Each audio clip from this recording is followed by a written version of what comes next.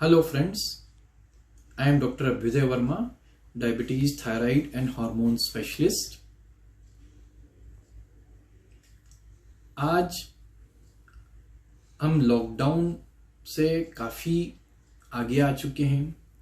Unlock almost पूरी तरह हो चुके हैं, मगर अभी भी कोविड-19 महामारी से हम पूरी तरह बाहर नहीं निकले हैं।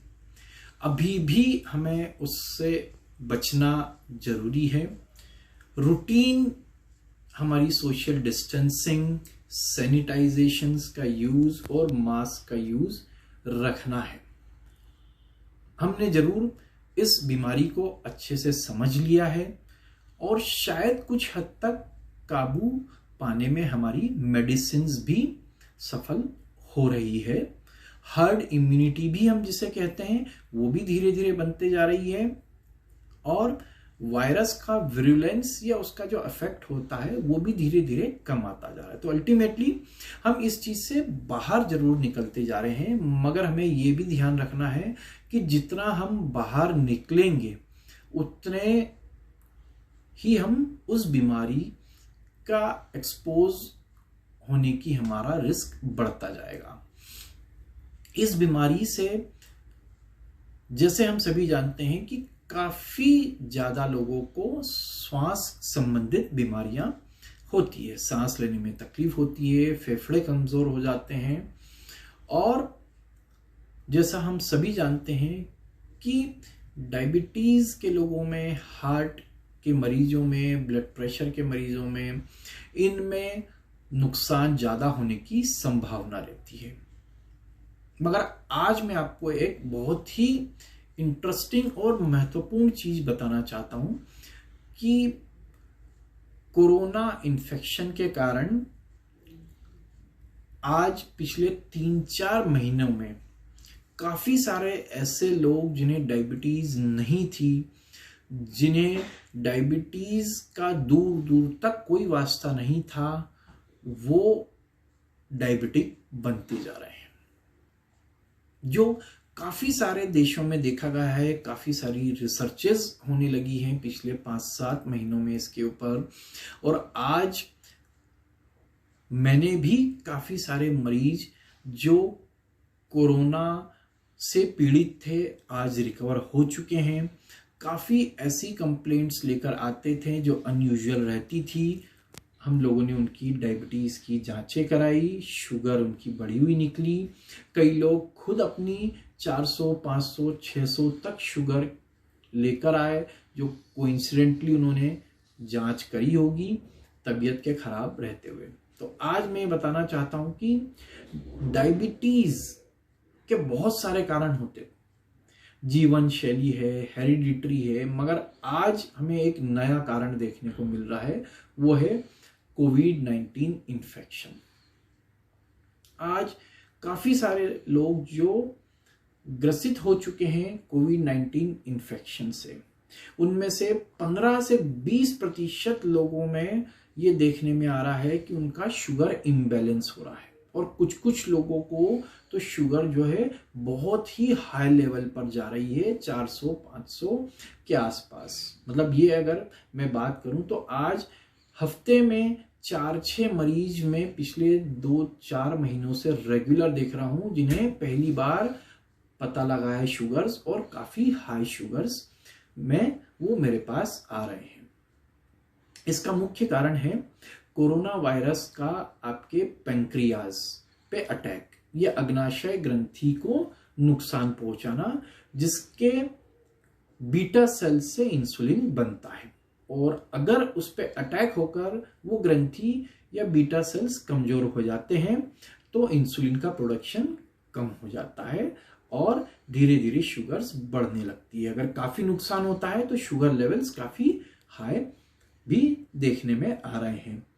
अब इसका बचाव कैसे किया जाए, इसका तो अभी हमारे पास जवाब नहीं है, क्योंकि अभी किस किस प्रकार के लोगों में पोस्ट कोविड एरा में किसे ये हो रहा है, कौन से लोग ज्यादा ससेप्टिबल हैं इसके लिए, इसका अभी तक हमें पूरा ज्ञान नहीं पता है। मगर फिर भी मैं कहूंगा कि पोस्ट कोविड अपना ख्याल रखें, अपना खान पान सही रखें, वजन नहीं बढ़ने दें, और अगर फैमिली में किसी को डायबिटीज है तो जरूर अपना ख्याल रखें, क्योंकि कोरोना इन्फेक्शन के कारण शायद पैंक्रियास कमजोर हो जाए और रिकवर होने के पहले ही आपको डायबिटीज शुरू हो जाए। तो हमारी अभी यही प्रयास रहता है कि उस शुगर लेवल को हम जल्द से जल्द कंट्रोल करें, और ऐसे कंट्रोल करें जिससे पैंक्रियास को नुकसान भी नहीं हो, वो धीरे धीरे रिकवर हो जाए, अपनी नॉर्मल स्थिति में वापस इंसुलिन बनाने लगे और ठीक हो जाए, साथ में ब्लड शुगर भी नॉर्मल हो जाए। कुछ मरीज मेरे हैं ऐसे जिनको हमने ऐसा प्रयास किया है, और आज करीबन महीने 1.5 महीने अच्छे इलाज लेने के बाद वो डायबिटीज से मुक्त हो गए हैं। उन्हें अभी कोई दवा नहीं चल रही है, एक अच्छी जीवन शैली अपनाकर वो अपने ब्लड शुगर को कंट्रोल रख रहे हैं। मगर यह कब तक रहेगा इसका अभी कुछ नहीं बता सकते हैं, क्योंकि ये बॉडी के रिस्पॉन्स के ऊपर डिपेंड करता है। मगर अभी अच्छा चल रहा है, अच्छी जीवन शैली अपनाकर, अच्छा खान पान अपनाकर जो है उन्होंने अपनी इस शुगर को कंट्रोल में रखा है। साथ ही मैं यह भी कहना चाहूंगा कि पोस्ट कोविड एरा में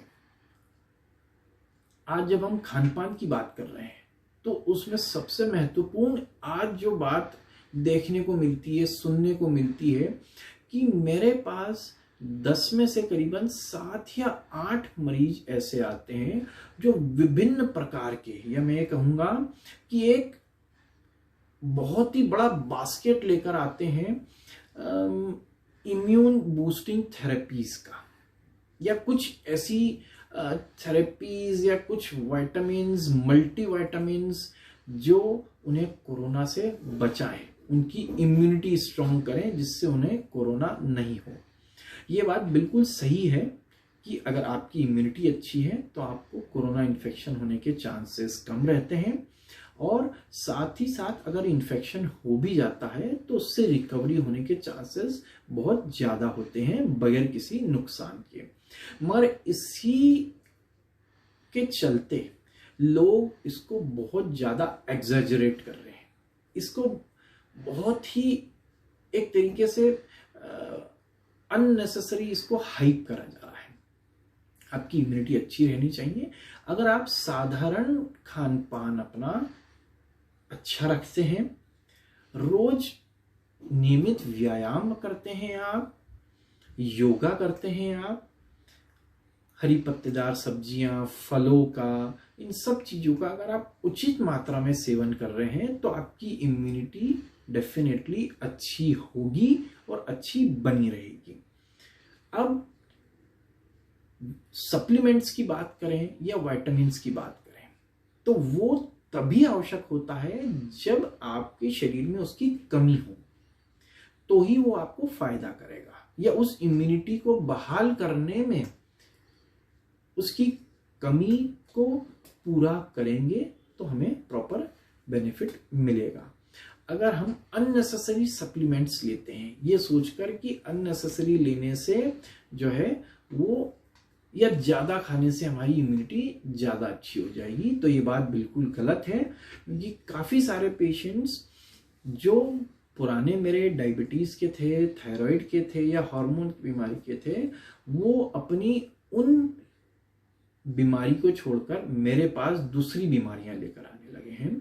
जैसे कई लोग महीनों से काढ़ा पी रहे हैं जिसमें काफी मात्रा में काली मिर्ची और लौंग, अदरक, इस प्रकार की चीजें होते हैं जो एक काफी स्ट्रॉन्ग गैस्ट्रिक इरिटेंट होते हैं। मतलब वो आपके पेट में जो है वो एक तरीके की गर्मी पैदा कर सकते हैं, जिसके कारण आपको अल्सर होने की भी संभावना हो सकती है। गैस्ट्राइटिस तो बहुत कॉमन है लोगों में जो इस प्रकार की चीजें ले रहे हैं, स्पेशली जिन्होंने गर्मी में बहुत ज्यादा इनका उपयोग करा है, आज उन्हें गैस्ट्रिक प्रॉब्लम हो रही है। अगर मैं सिंपल आपको कुछ 2-3 चीज़ों का उदाहरण दूं, जैसे मेथी दाना का अगर पानी लोग लेते हैं तो पानी अच्छा होता है, मगर ये किसी विशेषज्ञ से पूछ के कि अगर आपको उसकी सही में आवश्यकता है और किस क्वांटिटी में आवश्यकता है आप अगर लेते हैं तो शायद वो आपको फायदा करेगा। मगर लोग बिना किसी से पूछे अपनी मर्जी से ही वो ले रहे हैं, और ये एक प्रकार का ब्लड थिनर होता है। अगर मेथी दाने पानी को आपने ज़्यादा लिया तो शायद आपकी ब्लीडिंग टेंडेंसीज बढ़ सकती है। साथ ही जैसे एक दूसरी बहुत कॉमन चीज़ होती है लौकी का जूस। अगर लौकी का जूस आप ज़रूरत से ज़्यादा क्वांटिटी में लेते हैं तो उसका विपरीत असर आपके लीवर पे पड़ता है। तो हो सकता है वो आप अच्छा सोच के उसका बहुत ही ज़रूरत से ज़्यादा उपयोग कर रहे हैं, जिसके कारण आपका लीवर कमजोर हो सकता है। तो इस प्रकार के कुछ आयुर्वेद ही या आपके घरेलू नुस्खे भी आपको नुकसान पहुंचा सकते हैं। तो जितनी आपको जरूरत है उतनी ही क्वांटिटी में आप इनका प्रयोग करें। जितना समय इसका उपयोग करना है उतने समय ही इसका उपयोग करें। आप किसी विशेषज्ञ से सलाह लें जो आयुर्वेद का ज्ञाता हो अच्छे से, और कितनी क्या चीज किस क्वांटिटी में कब तक लेना है इसका जरूर ध्यान रखें। अब बात करूंगा मैं कुछ विटामिन्स की, कि जैसे कुछ चलन चल रहा है, जिंक इम्यूनिटी बढ़ाता है, विटामिन डी इम्यूनिटी बढ़ाता है आपका, विटामिन सी आपका इम्यूनिटी बढ़ाता है। ये बढ़ाते जरूर हैं, और अगर इनका सही उपयोग सही क्वांटिटी में करा जाए तो डेफिनेटली ये इम्यूनिटी बूस्ट करते हैं। मगर ऐसा देखा गया है कि लोग अलग अलग प्रकार के विटामिन सप्लीमेंट्स यूज कर रहे हैं, जिसमें अगर आप टोटल इन सब चीजों की क्वांटिटी देखी जाए तो वो 3 या 4 गुना हो जाती है आपके डेली रिकमेंडेड डोज से। और वो अब आप इतने लंबे ड्यूरेशन से ले रहे हैं। अभी आज लॉकडाउन खुले 4-5 महीना हो गया है, तो उसमें अगर आप ये सब ले रहे हैं तो ये अक्यूमुलेट होता जा रहा है आपकी बॉडी में, और इसकी टॉक्सिसिटी देखने को मिल रही है। जैसे मैं आपको विटामिन डी का उदाहरण दूंगा। विटामिन डी अगर ज्यादा क्वांटिटी में लिया जाए तो उससे विटामिन डी टॉक्सिसिटी होती है, उससे कैल्शियम लेवल खून में बहुत बढ़ने लगता है, जिसके कारण आपको उल्टी, दस्त, गैस्ट्राइटिस, डिहाइड्रेशन, ये सारे होने के रिस्क बढ़ जाता है, और फिर मरीज को भर्ती करके ही वो एक्स्ट्रा कैल्शियम का लेवल हम कम कर सकते हैं। तो जरूरी नहीं है कि विटामिन्स जो आपको फायदा कर रहे हैं वो आपको नुकसान नहीं कर सकते हैं। जो चीज आप आयुर्वेद समझ रहे हैं, जो चीज आप विटामिन समझ रहे हैं, जो आपको फायदा कर सकता है, वो अगर सही मात्रा में सही निर्देश अनुसार सही समय तक नहीं लिया जाए तो वो आपको नुकसान भी कर सकता है।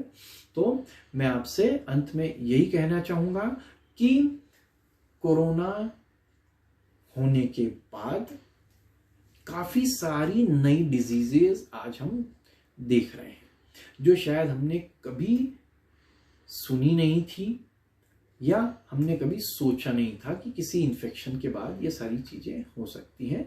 तो कभी भी आपको शरीर में कुछ भी चेंजेस लगे तो आप उसको इग्नोर नहीं करें, डॉक्टर की सलाह लें और रेगुलर चेकअप करते रहें। साथ ही सप्लीमेंट्स एक्स्ट्रा आपके जो भी आप ले रहे हैं अपनी इम्यूनिटी बूस्ट करने के लिए उपचार, उसका सही निर्देश के अनुसार ही उपयोग करें। Thank you.